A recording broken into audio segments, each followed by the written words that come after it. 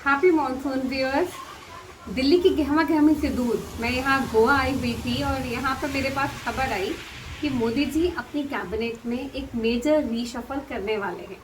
तो मैंने सोचा कि आप लोगों को भी मैं ये खबर दूं, क्योंकि ये रीशफल बड़ा इम्पोर्टेंट है। अभी पिछले दिनों जो सीबीएसई नीट परीक्षाओं में एनटीए पे जो भी अ, दाग लगे, जो भी उंगलियां उठी, जो बहुत जायज़ थी, स्टूडेंट्स और पेरेंट्स, बच्चों के माता पिता बहुत परेशान रहे। बहुत सारी गलतियां त्रुटियां एनटीए से हुई और उस सब के लिए शिक्षा मंत्रालय को और शिक्षा मंत्री धर्मेश प्रधान को लोग लगातार दोषी ठहरा रहे थे और उंगलियां उन पर उठ रही थी और उन पर एक्शन ना लेने की वजह से मोदी जी पर भी उंगलियां कहीं ना कहीं उठ रही थी।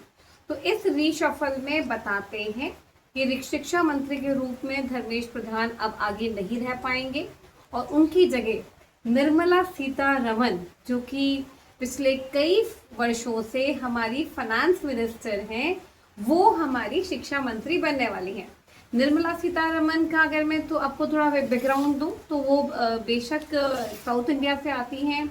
उन्होंने इकोनॉमिक्स में ग्रेजुएशन आप साउथ के ही एक रिनाउंड कॉलेज से किया है। उसके बाद मास्टर्स करने वो दिल्ली आ गई। उन्होंने जेएनयू से मास्टर्स की डिग्री ली। उसके बाद उन्होंने लंदन स्कूल ऑफ इकोनॉमिक्स से भी पढ़ाई करी है। वो पीडब्ल्यूसी जैसे बड़ी प्राइस वाटर कूपर्स जैसी बड़ी कंपनियों में बहुत सीनियर पोजीशन पर रह चुकी हैं और वहां से छोड़कर वो अरुण जेटली के साथ काम करी थी और अरुण जेटली के रिकमेंडेशन पर उनको नरेंद्र मोदी ने अपनी कैबिनेट में फाइनेंस मिनिस्टर बनाया था और वो बहुत ही सक्सेसफुल फाइनेंस मिनिस्टर रही, क्योंकि उन्हीं के कार्यकाल में हमारे देश की इकोनॉमी ने तीसरे पायदान पर पहुंचने का गौरव हासिल किया और उनको एक समय में डिफेंस मिनिस्टर और फाइनेंस मिनिस्टर जैसे भारी भरकम पोर्टफोलियो दिए गए थे, जो कि एक मंत्री को के लिए डील करना बड़ा मुश्किल है। इसलिए फिर बाद में उन्हें सिर्फ और सिर्फ फाइनेंस मिनिस्ट्री में रखा गया। अब इन्हीं दमदार कंधों पर शिक्षा मंत्रालय का भार सौंपे जाने की खबर है और बहुत जोर शोर से है। ये खबर मैं आप लोगों को बता रही हूँ, आप लोग कंफर्म कीजिएगा कि आपके पास भी ये खबर है कि नहीं है। फिर आप सोचेंगे कि अगर फाइनेंस मिनिस्ट्री से निर्मला सीतारमण जी हट जाएंगी तो फाइनेंस मंत्रालय कौन संभालेगा?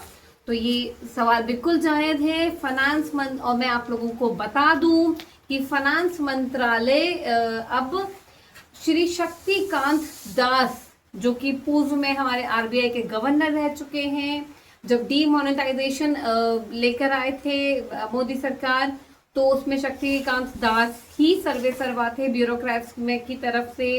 वो 1960 के आईएएस ऑफिसर हैं, रिटायर हो चुके हैं और रिटायरमेंट के बाद उनका इतना लंबा कार्यकाल लगातार चलता चला जा रहा है। इस समय में प्रेजेंट में वो प्रधानमंत्री के प्रिंसिपल सेक्रेटरी हैं। उनको फाइनेंस मंत्रालय सौंपे जाने की खबरें हैं। तो आप मुझे कंफर्म कीजिएगा, ये खबर आपके पास पहले थी या ये मैंने ही आपको बताई? नमस्कार।